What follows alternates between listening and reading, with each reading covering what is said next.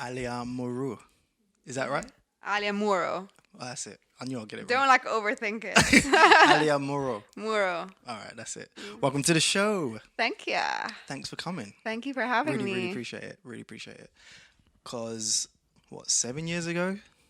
This was the other way around. That's insane. It's so weird. It feels like a literal lifetime ago, maybe 6 lifetimes ago. Yeah, well, it definitely feels like that, for sure. I mean, for both of us. And but I've seen you progress massively since then. It's just been amazing to see. And to witness your first book come out, it's just, wow. It's really surreal. I can't even tell you. Like, it's just such a weird, like, walking in and just seeing it here in front of you. I'm just like, what? It's actually out in the world.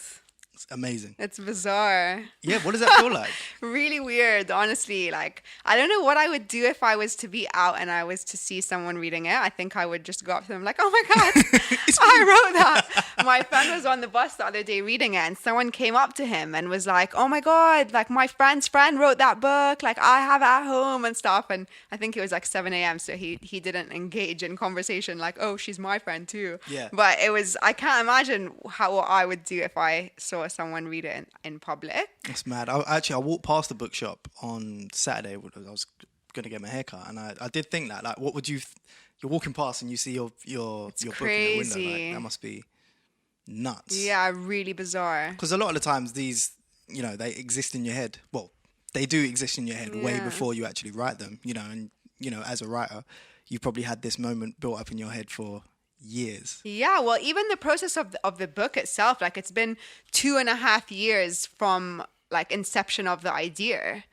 So from coming up to with like actually what I wanted to say, to it being in my hands, it's been 2.5 years. So even that is a really long time. Or it's like recording an album. Yeah, that's a process. Yeah. So just tell the people, what was that idea? What really sparked the Greater Freedom? There were a couple of, like, almost opposite things. The first, well, it felt like opposite things in trying to kind of discuss them in the book, but the first thing was, I think as I got older, I started to sort of feel the pull of both cultures a lot more than I had previously. I think when I was younger, I didn't really think about things. I kind of just, like, I was just coming to terms with who I was, and I didn't think this is because I'm from Egypt and this is because I live in London. Like, I just kind of was just going. And then I think as I got older and started to, like, my mom would be like, oh, when are you going to get married? Or, like, I'd go to Egypt and all my friends were getting married. And then in London, that was so far from my reality. And, like, most of my friends here are single, like really small things like that. But they added up and they accumulated and they started to feel like big things almost. Like, oh, this is interesting. I wonder if it felt like increasingly like a pull of cultures. Right. So there was that for starters. And I felt like I really wanted to delve into that and kind of question it. And I'm such a, like, overthinker. So when I felt like I couldn't, like, I had this voice in the back of my head sometimes that was telling me what, like, the Egyptian society would think of me. And I was like, who the fuck are you guys? The invisible jury. Yeah, the invisible jury. I've called it in my book. And I was like, this is so bizarre because my parents aren't even really telling me this. So, like, what is this voice? And I wanted to look into that. So that was one thing. And then on the flip side of that, I think it was just like the world is in a really weird place right now. So, like, Brexit and, like, Trump and Islamophobia and all of these things. And yeah, fine, I might not obviously look like a Muslim or obviously look necessarily like I'm Middle Eastern, but I am. So I think realizing how dire the kind of situation in the world is and the really reductive stereotypes of what it's supposed to mean to be either of those things started to really piss me off. Yeah. Like, I was in a cab, in the introduction I talk about this, like, I was in an Uber and he was like, where are you from? And I was like, oh, I'm from Egypt. And he couldn't believe it. He was like, I thought you were Spanish because you're not veiled. And I was like, this is really dumb. Like, this fucking ignorant. Yeah. And like, as a journalist, as someone who's grown up in both cultures, as someone who has a really open-minded family whereby I can talk about whatever I want and they won't, like, be traumatized. Yeah. I felt like I really had to, because I was like, who am I waiting for? You know, like, this is a really important, like, I need to contribute to the narrative, and I exist, you know, and people don't know that, it seems. No, exactly. And I mean, look, I'm probably not the target audience for this book in terms of, you know, it doesn't speak to my personal narrative, but I do get it. I do resonate with it, because even with my wife is like Indo-Caribbean, so are my sisters, and a lot of the things that you went through, they went through as well. Yeah. So it's like, it's a story that resonates with a lot of cultures, I found. Yeah, I think so. And that's what I really felt when I was writing the book. Like, of course, I'm coming at it from a Middle Eastern perspective because that's where I'm from. But actually, as women all around the world, we've been told many of the same things. You know, we have expectations of how we should look, how we should behave. And it was something that I really realized while I was writing the book, actually, is that many of these things are cross-cultural. And I really wanted I tried to make that clear in each chapter as much as I could, because I didn't want to pander as well to these narratives of like Middle Eastern women are oppressed, or, oh, Muslim women, like, poor them, you know, because that's not the case. No. Actually, as a world, it's a patriarchal world. Yeah, exactly. Yeah. And that varies in different, you know, it might be a bit different, but like, for example, in the Middle East, you're supposed to be a virgin until you get married. But then in the West, there's slut shaming. So like, okay, fine, it's not exactly the same, but the ethos behind it kind of is. Yeah, it's just like different, there's different volumes to how it's expressed or how it's perceived. Yeah. But ultimately it's the same thing. Well, and it's only quite recently in the West that we've moved a little bit away from that as well. Like, women used to be considered hysterical if they wanted to, like, have sex, for example, in the Victorian times. Yes. So it's not that long ago. No, that's not that long ago at all. Yeah. Like, it's mad. What was that like, though, in terms of, because the book has a theme of, like, shame and guilt around it. You knowing that you had that itch to write it, and knowing that you have that voice, and probably, you know, there's other people that need to read this book that would resonate with the story, that you would kind of be their voice. There must have been a fear, though, around, you know, your community, your family, reading the book, and because it's very, very revealing, isn't it? Yeah. And I feel like part of the reason, but one of the reasons why I'm really glad that it's social commentary as well. So obviously each chapter, it focuses a lot on my experiences, but then I zoom out and I have other women's voices, and I have research and stuff. And even my dad called me the other day because he's reading it at the moment, and he was like, gosh, you've really, like, you know, you're really being honest, you know? And I was like, listen, I'm not just hanging out my dirty laundry for jokes. Like, other people feel this way. There's research that backs this up. And I feel like that kind of firstly made me, like, I don't feel shame or guilt anymore after writing the book, in a way, because I'm just like, I worked through that. Yeah. And it's not just me, you know? So I feel like that gave me confidence, because it's just so validated that it's like, this is boring, you know, like, this is ridiculous. And actually already, like, my mom is like, oh my God, you've changed my mindset completely. Really? Like, you've talked about so many things that I felt as well, but I didn't know what to do about it, basically. So you verbalized it. She was like, you've broken all the barriers, and, like, thank you, basically. Or, like, her friend is like 50-something-year-old Egyptian woman who lives in London. She read the book, and she went to her mom, who's 80. No. And she was like, Mom, like, why did you give me this invisible jury? Like, who cares what people think? Read this book. So this 80-year-old woman has now read the book and called my mom, because my mom knows her, and was like, wow, your daughter is so brave. She's basically said what we all are thinking, but we're scared to say. That's incredible. Yeah, it was insane. How did that feel? Honestly, it was the most amazing feeling, because that was the only thing I was worried about, like my grandparents' generation. Yeah. But she got it. So if she can get it, that's all that matters, really. Do you know what I mean? Like, whoever doesn't get it, cool, you're not ready, it's not time. But this is the truth. And I think I just have such conviction that it's the truth and it's not rocket science. I'm basically just saying that we should all be free to be ourselves and act on our own good judgment and our own instincts and like trust that we're good people and that we're going to make the right decisions. Like, is that so shocking? I don't think so. No, it's not. It's not. And sometimes when, like you said, if you were in that environment, you maybe would have made better choices in hindsight. Yeah. Because ultimately you made those choices anyway, but it would have been better if you had the support system around it. Exactly. Because maybe you wouldn't have made that choice. Well, I think that a lot of the time we act in opposition Yes. to things. So it's like, oh, I'm not allowed? Okay, fucking watch me, you know? Or like everything is wrong. So like, what's right then? Because, or for like with sex, for example, you're not supposed to have sex. So how do you make good judgments within that of like, okay, this is a decent person. This is like a safe place. This is a safe way to, you know what I mean? Yeah. And when everything's wrong, there's no room for good decision making, I think. And also when you're looking at your male counterparts, your cousins, brothers, and they can do whatever they want. It's like, huh? Like, how do you deal with that? It's crazy, especially as a teen. But your experience is quite unique as well, because there's a lot of back and forth between London and Egypt. Yeah.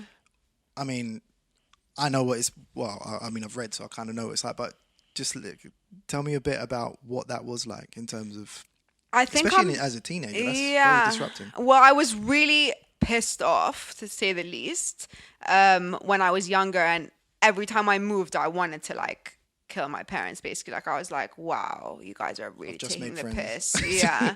But in hindsight, I'm so grateful because I really have two full lives.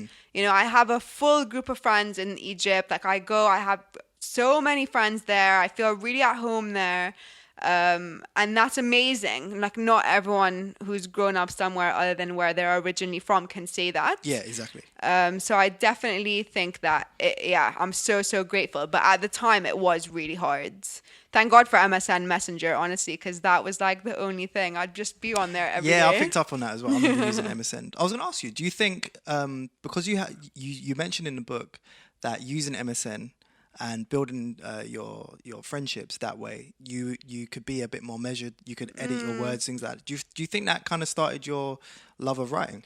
I always have been writing. I think since I was really young. I think moving so often, and like my parents used to fight all the time. So like that turmoil in the house, and my like inner turmoil of being like just taken from country to country. That's what birthed my love of writing, I think, because I needed an outlet. So from a really young age, I used to go to the library like all the time and just sit and read. I used to have like notebooks that I used to write like, God, if I was to read them now, like all these just like heart-wrenching poems of just like how hard life is. And I think that was, really what birthed the love. But then it kind of continued from there. Yeah, like you said, MSN Messenger. I had a blog that was like an anonymous blog when I was like 12. Oh, no, I was about to say, I thought it was more recent blog. No, I had like anonymous blogs, like with all my teen angst. And I made friends on there. So like before social media, I was already kind of online making friends. Mad. What, both here and... Yeah. Wow. Or like in America, like I have a friend on Instagram now and on Facebook who we became friends on this, I can't remember what it was called, like Blooper or something. I think I remember. Yeah, something like that. Long time ago. And then we became friends on Facebook when Facebook started. And she's like some girl in America who I've never met. It's just still a pen pal. Yeah. That's crazy. Just going back to, we was talking about the multi-generational, and you got like validation from an 80-year-old Egyptian lady. But I mean, so I saw on your Instagram stories that your dad's reading through the book, and he mentioned something about don't let your granddad see this. Yeah. So I mean, obviously, I think male and female side's a bit different. Well, I think the thing is with women is that, well, in many ways, this would have been her experience too. Right. Whereas I guess for my grandfather, and he'll probably watch this because he Googles me, I think, and he like, he won't really get it as much because for him it will be really alien, you know. It won't be his experience in any way. Yeah. He never had sisters. Like his wife, it would Right. be a different experience, you know? He wouldn't.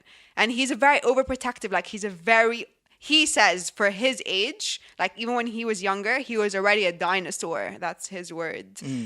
So he was old fashioned even Oh, okay. when he was young. Right. But I think what's amazing about him is that, like, he called me last week and he was like, listen, I'm not going to read it, but I'm really proud of you. Like, you wrote a book. Who does that? Yeah. And I'm really proud of you and I don't need to read it. I already know you inside out. Like, Right. there's nothing that I can, it's fine, you know? Yeah. So he still is proud, and that's really what matters. He doesn't need to read it. Definitely. How's it been? Because presumably you kind of coop up and write this book. Yeah. And you're like, in your own shell, and then all of a sudden, the book's out. You have to be out. You have to kind of bring yourself out of the shell, and then hear people's opinions as well. It's really weird. People keep telling me not to read the reviews, and I've not been doing a very good job of listening. It's But hard who's not been- to who's read been it saying that? though. Like, Everyone, like accomplished other authors authors, they're like, Yeah. do not read the reviews, and I'm like googling my name. Amazon reviews. Yeah. Yeah. So far, I'm happy. So it's fine, but I need to stop. I should definitely stop. But yeah, it's really weird. Like I literally spent a year and a half ish, like locked in my house. And when I say locked in my house, like I hardly saw anyone. Yeah. Like I'd see like my mom, you know, or like my best friend who like I didn't even need to make any effort with. Like I couldn't be beyond my comfort zone. It was too much. So yeah, being out now is really bizarre. I've been slowly easing myself back in a little bit. Like the book, I guess I submitted it like, I don't know, a few months ago now. So I've been slowly coming back to myself and to the world. Yeah. But it's funny because I feel like I'm a completely different person. Going through this. Yeah, like I'm completely different from when I started the In book. what ways? Like, I can't have like basic chat. Yes. I can't be like, how the weather? Like I really I couldn't care less. Right.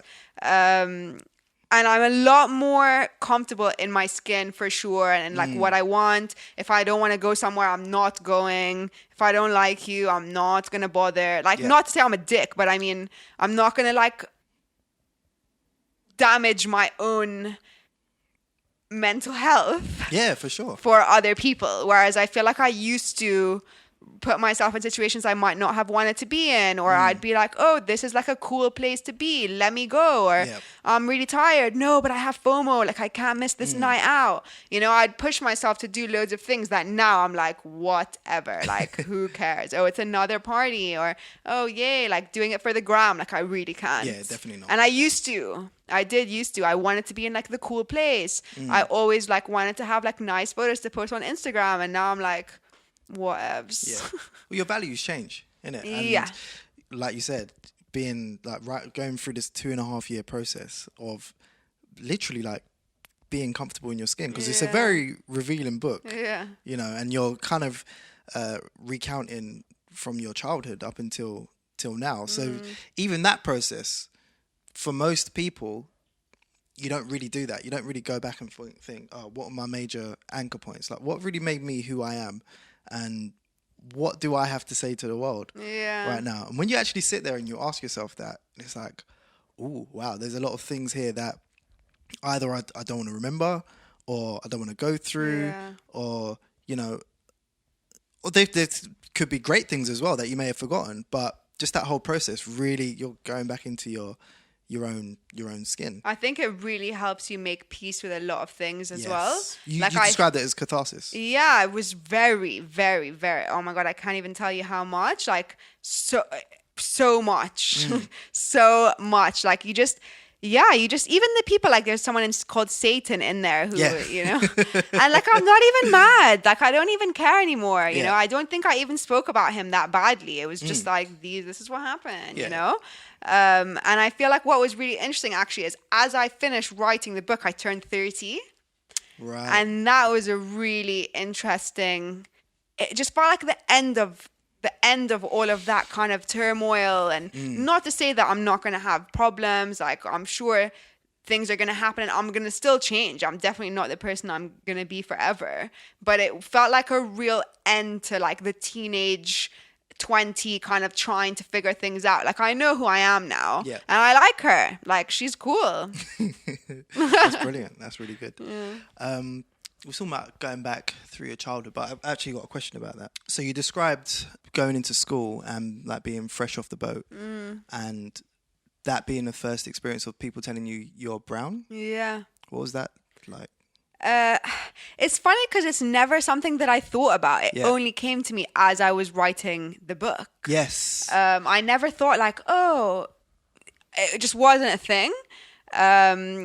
But yeah, at the time it did feel like, in hindsight now when I think about it, it did feel weird. Like, it wasn't even so much the color of my skin. It was more like the color of my hair, like on my body. Right. You know, like I'll never forget when that girl pointed. She was like, "Why do you have hair?" And it was on the back of my neck. And I wanted the ground to like swallow me up, you know? Like, I was so ashamed. And I remember, or like my curly hair, like I'd have it in a ponytail and it would be tight at the front, so it's kind of straight, and then there'd be like a puff of curl at the back. And this girl, I remember so well, she'd make fun of me, like, "Why is your hair like that?" kind of thing. And it was more stuff like that I was like, God. And kids are so mean. Kids can be really mean. I don't think they realize the power of words. Yeah, man.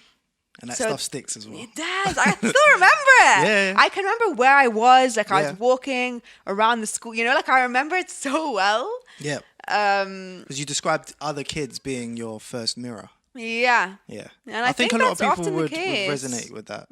Definitely. I mean, I think you said a couple of things in the book that I really resonated with. And that's, I think as brown or people of color, or whatever the term is now, or whatever, even when we watch movies and things like that, TV, whatever, if you don't see a character that looks like you, I mean, as kids, you're not really concerned about that. I think you just resonate with who the character is. You see the character of the person first. Exactly. I wonder what it is that changes as you get older, why it becomes, because it is really important to see people who look like you and stuff. But I wonder what it is that when you're young, you don't even notice that in a way, I don't think. No. Because you're just looking at it as a character. Okay, that's the villain, that's the hero. It doesn't necessarily matter that person is. Or do you think that's because we didn't have a choice? We had to find ourselves in them. Yeah, but I think because of that, I think we have built up a level of empathy or something for people. I mean, for me, I see people as they are first. I think partly because of that. Yeah. Going through that, and you just see people as they are. You see their characters first. It's weird to think that people don't, you know? Exactly. But like, when you said about like other kids being your mirror for the first time, that really, really resonated. I was like, wow, because I mean, I didn't live in Cairo and come back to London, but I think a lot of people do have that experience of being an outsider, which is what your book's all about, ultimately, isn't it? I think that everyone really feels like an outsider at one point or another, like whether it's because of an opinion that you have, or like how much money you have, or where you live, or like what your color of your skin is, or whatever. There's always going to be something that makes you feel like an outsider. And I feel like something that I really wanted to do with the book as well was just show like a human story, because at the end of the day, we are all human, and we want the same things. We get sad about the same things. We hope for the same things for our loved ones, you know? And I feel like, it's really this phase that we're in, or not phase, because I guess there's always been versions of this, but like othering people. It's just othering, yeah. It's awful. Yeah, it is. It's like, what are you doing? Like, can you not see you pee, I pee? Like, we all go to the bathroom. Like, we're all going to die. We're going to be buried in the same ground. It's bizarre. Yeah, I don't know what it is. But I guess people want to feel better than other people. But yeah, it's not it's not good for us. No, Not good it's for not. us. Like, people are dying anyway. Not to get too deep, but it's just like, what the hell, you know? Yeah. Yeah. Anyway, let's go back somewhere else. So, so you mentioned like turning 30 and you feeling like not a brand new person. Is that fair to say? No, there's a quote that I love, and it says, "I never change. I simply become more myself." Ooh, I like that. Yeah. Yeah, and I feel like I've never been more myself. And it's a nice feeling. It feels like I really unpicked all of the, and this is what I hope that the book helps other people do for themselves too, is you unpick I've been told this, or I've been told that I should believe that, or that I should do this, or that I should be that. What do I think? Because at the end of the day, we can't live for other people, you know?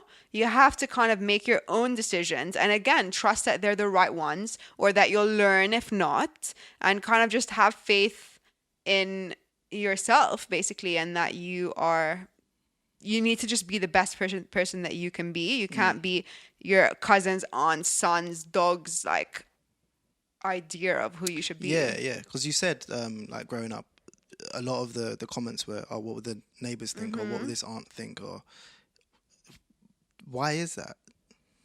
I don't really know.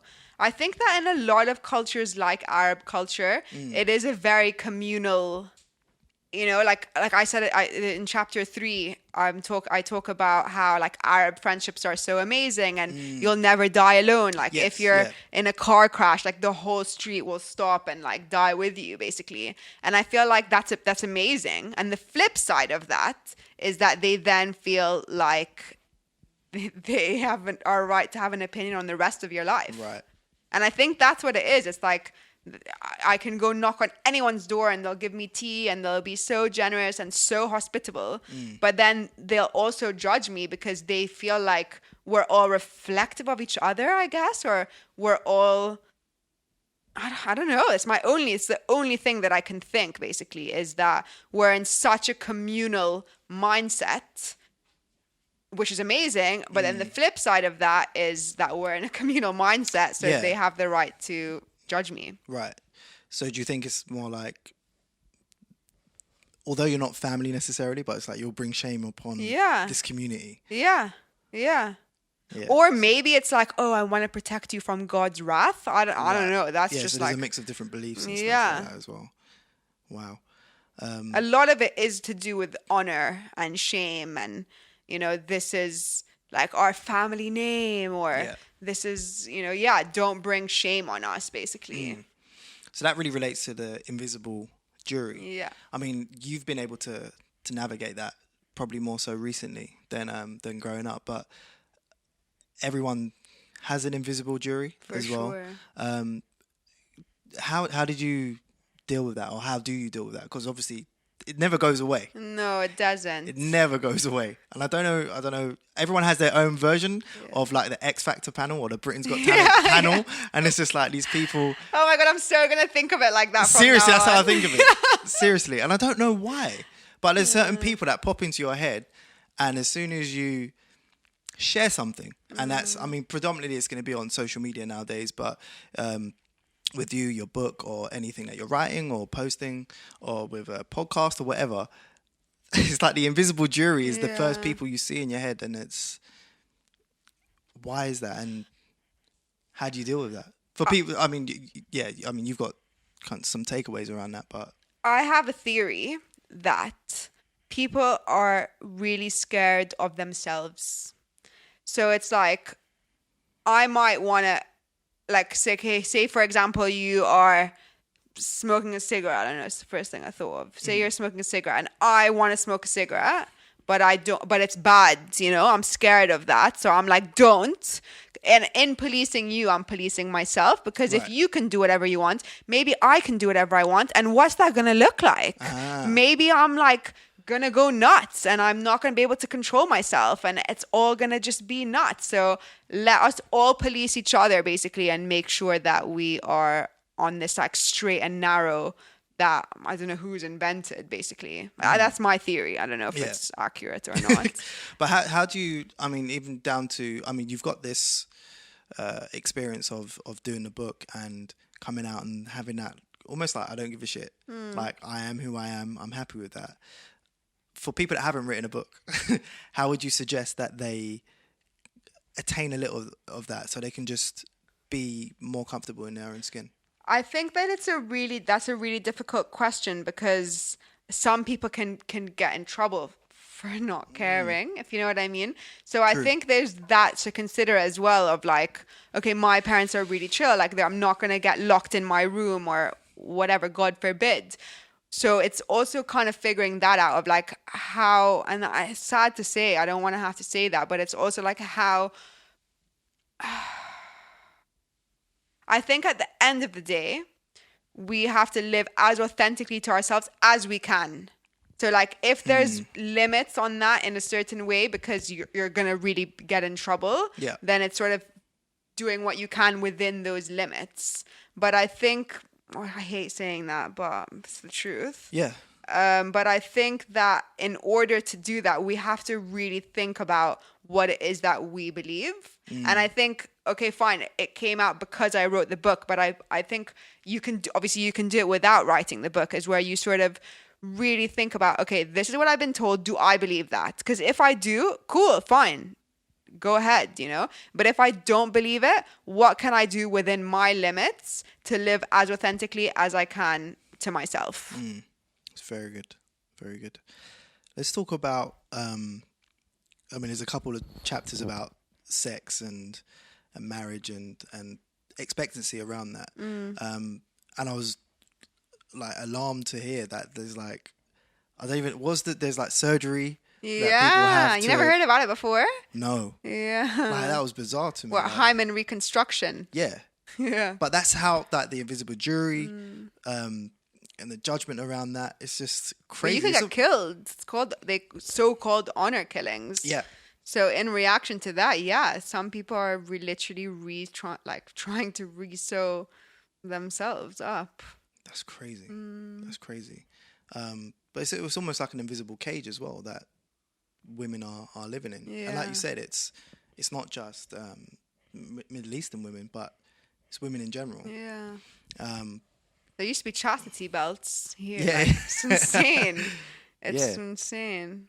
Yeah, it's really sad. I think it's really sad that women all over the world are so, like, it's just crazy. They're so put into these like narrow boxes of how we're supposed to live. And I think it's amazing what's happening right now is that I think that so much of the younger generation especially are kind of on the shoulders of everyone who's come before them, really starting to speak out about these things and being like, this is bullshit.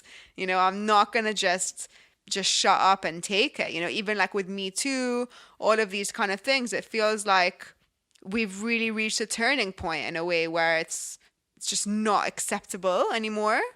And I think there's still a long way to go. But I think the more people who feel like they can speak out about these things and who can even draw attention to some of these inequalities, because so much of it really goes unnoticed in a way. Like I remember I was on the bus and there was this man and he was wearing these tiny little hot pants, like gym shorts, and he was stretching on the street, and he had like his leg up and he was like proper like stretching, and it was totally fine. And I remember thinking, my first thought was like, God, how lucky that you can stretch in the street like that, right, and not be worried that someone's going to like come rape you or someone's going to like whistle at you or come and sexualize you. No one's sexualizing you. You're literally just stretching in the street and that's fine. Freedom. I've never seen a woman do that. Have you? Not in hot pants. Even in like long trousers. But in London, would... that's weird. That's bizarre. But it's true. Yeah. Like it's a real thing that you have to think about. Like, okay, can I not to be alarmist, you know, but it is something that as women we consider. Yeah. Talk about consideration as well. So you were in an interracial relationship. Yeah. It's so weird to even like say I know, that. like really. You're in a relationship, but how was that perceived in your community, in your family? Because you know over here. It's a normal thing, but maybe in Egypt it's well, my family, my immediate family, again, like really chill. My parents loved him. Like used to come on holiday with us, like super chill. Wow, and it was very disappointing to for me to realize that in Egypt it wasn't that chill. Again, like I come from a very like privileged background in Egypt. Everyone is well traveled and like well read and like all of these things, which softened it a little bit. But then at the same time, it was almost more shocking because it was like, what the hell, you know? It was more shocking hearing their opinions. Yeah, like they were less shocked than someone else might have been, but then it was shocking to me that they were still shocked. Right. Because I was like, this is so weird. Like, how the hell are you guys so backwards? Yeah, but again, I'm very lucky that at the end of the day, they loved me. So anything that I did, they were fine with because they trusted my judgment. And because and he was great, to be honest. So like everyone who met him, they were like, oh, he's so sweet. Oh my God, he's completely changed my stereotype of like what it means, which is just horrible. But this is why we need like everyone to just be open and we need everyone to be telling their stories because we're all human. So they'd meet him and they'd be like, oh, you're great. Oh, okay. Oh, I forgot that you're black now. Do you know what I mean? Like, yeah. It wasn't the first thing that they immediately, they stopped othering him because they saw that he was the same as them, you know? It's bizarre, isn't it? Like, once you bring people close and they realize, you know, how similar they are or how similar we are, so many of those negative parts of us just disappear. Which is why I think that a lot of it comes down to like ignorance sounds like a bad word, but I mean ignorance in terms of just not knowing or not being around or not seeing or not being, what's the word I'm looking for? Exposed to different things. Definitely. I think, I mean, the state of culture at the moment, I think a lot of it is people don't realize that, you know, what they're saying or what they're doing is actually offensive or hurtful to other people. Yeah. But I think a lot of the times, if they're made aware, they're like, "Oh, I actually didn't know. Sorry." Yeah. Do you know what I mean? But I mean, we live in such a shouty world at the moment in terms of like, you say something on Twitter or someone says something, you're gonna have a mob behind you. So it kind of pushes people away rather than bring them together. And I think, like you said, the more people that are coming out with their stories and things like that, the closer we'll get. Yeah.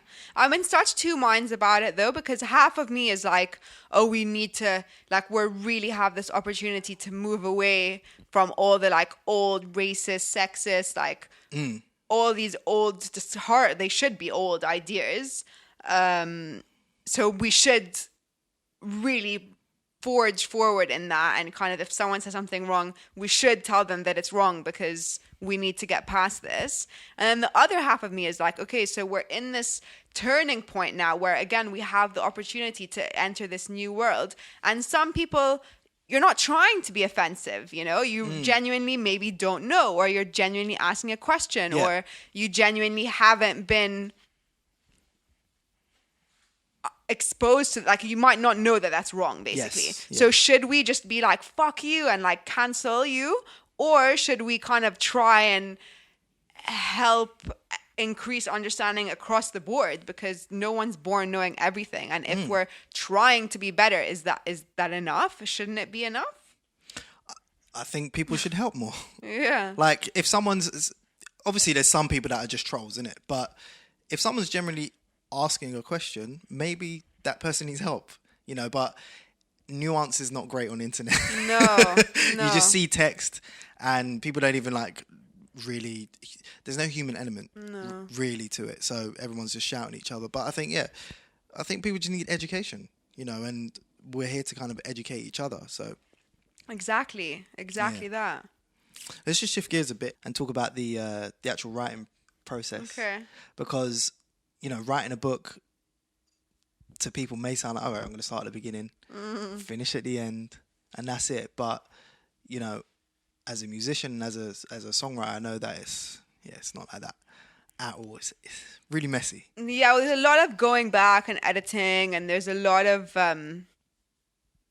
things change. Like if I looked at my first draft now, or even my proposal to what the finished book is, it's probably very, very, very, very different. Like the ideas were always there. Yeah. But I think, and I don't know, it's probably the same writing a song. Like you're kind of coming up with it as you go along. Yeah.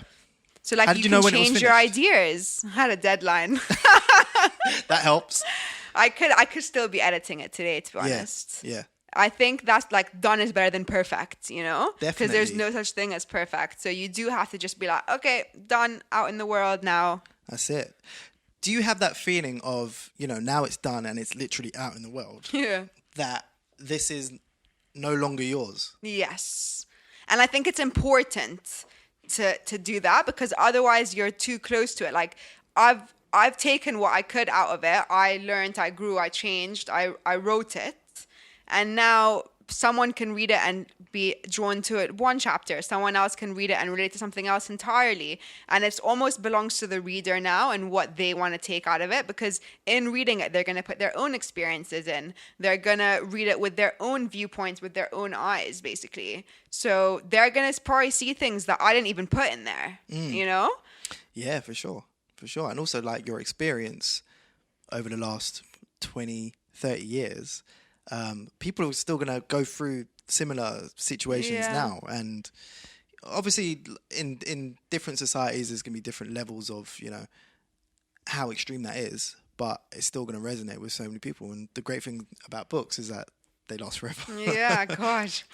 What does that feel like though as well? Like what do you want people to really get from this book? Honestly, I really,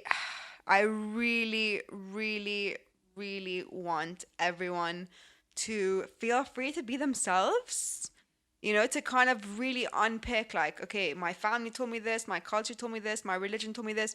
Cool. What do I think? Because that's not always the same thing. And I think, again, like it's really important to live authentically, because otherwise, like, what are we doing? So that's number one. Yeah. And I also just really want to humanize this like culture and this religion that people are really scared of right now. And I think that's really sad, like there's so many narratives that need to be told. Yeah, for sure. And this is for sure one of them. So I really wanted to contribute to that. That's amazing. And with those two things, have you got like feedback from that? Have you had any like validation on? So much. Yeah. How's that been? It's really been like, It's like it's so nice. Like I can't, every day on Instagram I'm getting, and also I think because I chronicled the writing process so much on social media, people are like, finally the book, and I'm like, it's basically not even like it just came out, so it's nice. It feels like people have been waiting for it in hopes of seeing themselves in it. And so many people are like, oh my God, you're in my head. This is exactly my life. Like you're like, I've never thought that I would see anyone that like really encapsulated my feelings, and I'm just like, God, that's so lovely. But then on the other side is that this is, of course, not going to speak for every single Middle Eastern woman out there. Of course. And nor should it. Yeah. And I think that one of the burdens, and I tweeted this the other day actually, is one of the burdens of being like a person of color or coming out with a book or any kind of anything, is that some people expect it to speak for everyone. And that's never the case. I think one of the things about white privilege is that, this is what I wrote in my tweet, is one of the things about white privilege is that you are allowed to be an individual, and your story doesn't necessarily need to reflect every single other white person in the whole entire world. Yeah. But like an Arab woman releasing a book, it's like, oh, but you ignored the Arab woman who lives in Afghanistan, and and it's like, no, dude, calm down. Yeah. She should tell her story too. Exactly. You need a diversity of stories. Exactly. And voices. Exactly. To really paint the culture so everyone Yeah. can really understand it. For sure. And that really goes back to what we were saying about seeing different characters in movies and stuff. It's just characters. You know, they're not speaking for the whole existence. You know, and that's the problem. Is I think we're often supposed to, and it's like, this is a huge responsibility. That's not at all what we're trying to do here. You know, you're just telling your story. Exactly. Yeah, and everyone, important. And that's why it's so important for everyone who can to tell their stories. So, do you think this will inspire? Well, you hope this will inspire people to tell their own stories. Yeah, I hope so. I hope again that it gives people courage to be themselves and to act on their own volition, basically, instead of just feeling. And I also think that it's really important to have people to look to who have done it before you. Yes, it kind of gives you courage and makes you think like, oh, if they've done it, then maybe I can too. That is so important, because I do think people feel they need permission. Yeah, you know, and it does take a few courageous people to give loads of people permission just by writing a book, or even writing a blog post, or writing a tweet, or a 10-second Instagram of just with your truth.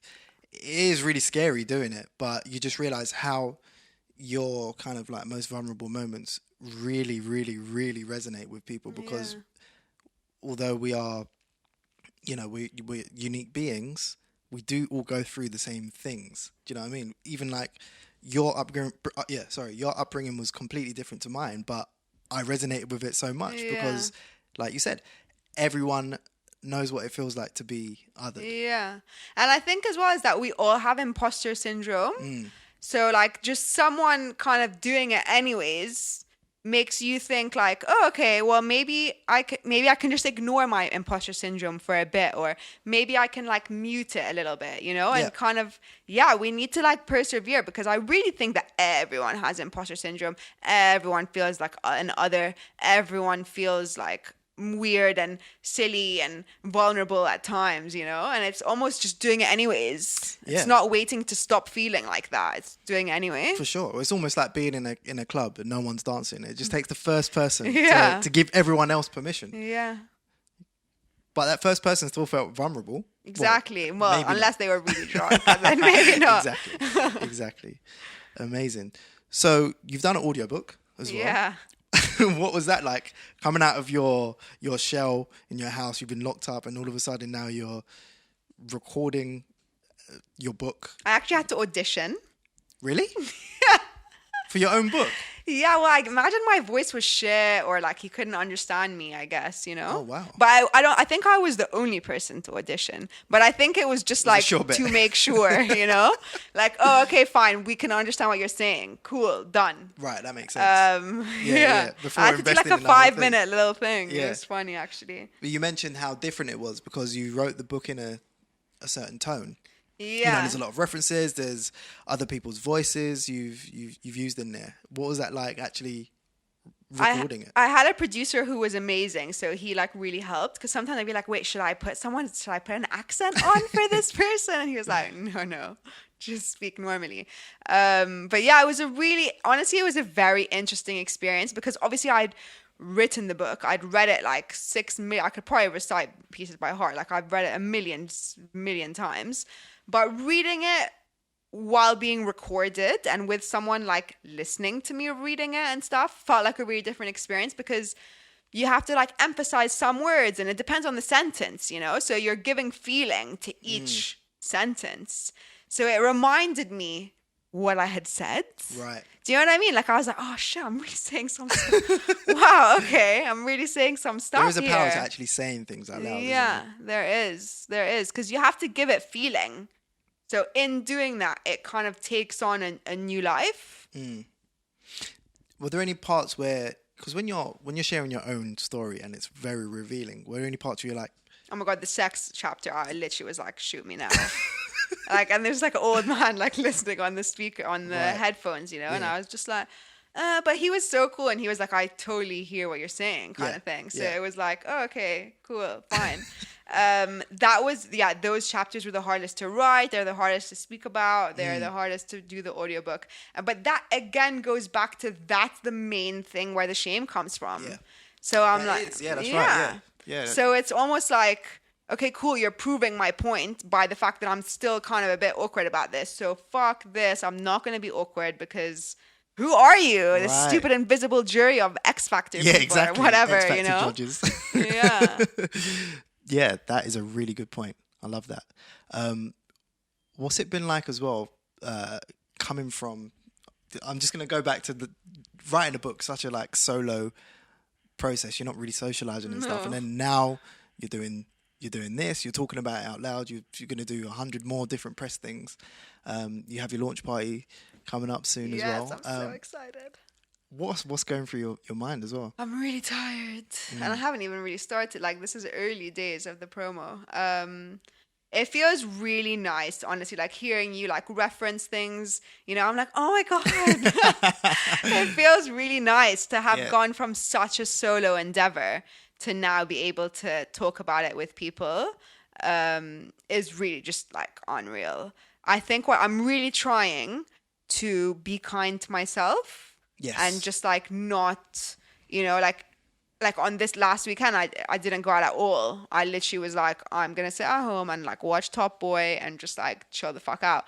And I feel like, yeah, it's striking the balance, because a lot of the time you forget, okay, eating well is important. You know, going to the gym, like, it's going to set me up for the day.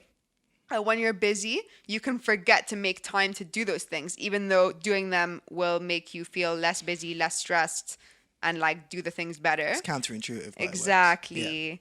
So yeah, it's been really crazy. But I think that in a way, being so solo for so long helped set me. I'm also like, oh my God, what's happening? But it also helped set me up for the busier, crazier times, because I really learned what it was I needed.